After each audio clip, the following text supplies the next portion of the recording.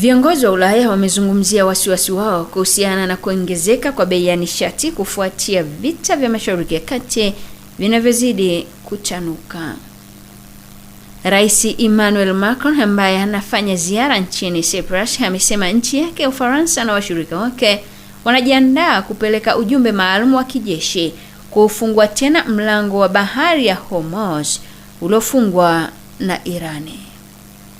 Macron amefafanua kwamba ujumbe huo utakuwa na dhima ya kuzisindikiza meli kupita kwenye mlango huo wa bandari mara baada ya kumaliza vita vya Mashariki ya Kati, kuhakikisha kuendelea kwa safari za meli za mafuta na gesi. Kansela wa Ujerumani Friedrich Merz amezungumzia wasiwasi wake kuhusiana na kuongezeka kwa bei ya nishati iliyofikia euro 100 kwa pipa, akisema serikali yake inataka kutanua vyanzo vyake vya nishati kujenga uwezo wake wa kujitegemea.